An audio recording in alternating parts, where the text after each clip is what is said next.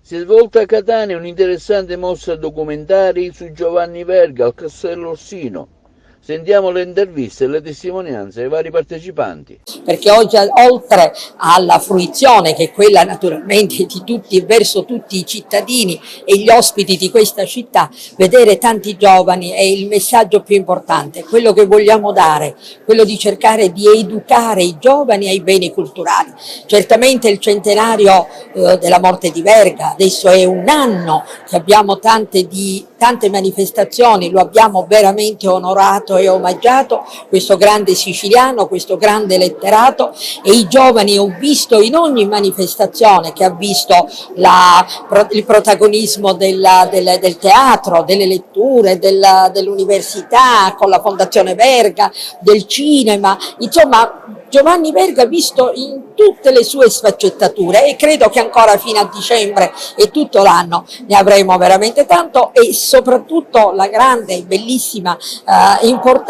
è questa sinergia tra gli enti che ha condotto e ha fatto sì che abbiamo avuto un anno veramente brillante nell'omaggio a questo grande letterato.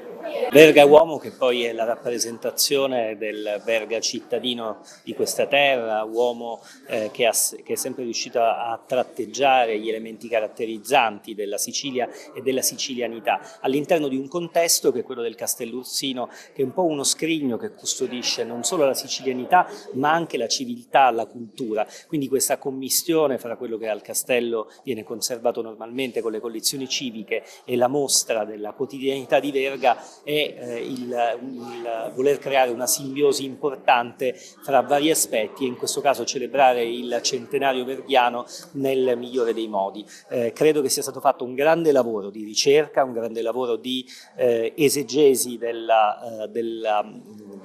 quotidianità del Verga, anche con degli elementi di vita vissuta che normalmente non troviamo e non troveremo nei libri che raccontano Verga, e questo è l'elemento di grande novità di questa mostra.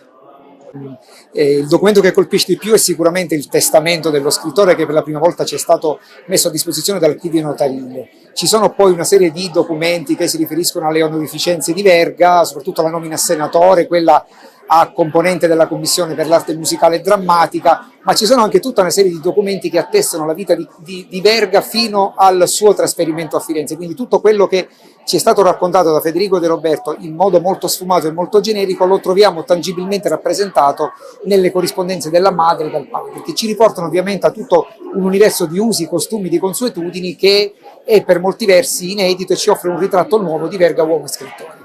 In mostra anche il testo completo del contenzioso che ci fu con Mascagni su Cavaliera Rusticana. Sì, presso l'archivio sono stati ritrovati anche degli atti giudiziari relativi proprio al contenzioso che durò tantissimi anni con Mascagni, che portò a Verga un discreto introito con il quale ancora una volta immancabilmente si occupò della sua famiglia e dei problemi economici che assillavano la sua famiglia. Okay. 9 artisti italiani e stranieri raccontano Verga attraverso l'arte. In che modo? Allora, nel modo a loro più congeniale, quindi con la pittura, con la fotografia, con la scultura, con le installazioni. 9 artisti, come detto poc'anzi, nazionali e internazionali. Ci tenevo a invitare prevalentemente queste 2 bravissime artiste, una argentina e una iraniana, perché comunque hanno da sempre studiato e amato e amano ancora oggi tantissimo la nostra nazione, e quindi come non coinvolgere in un progetto di tale importanza.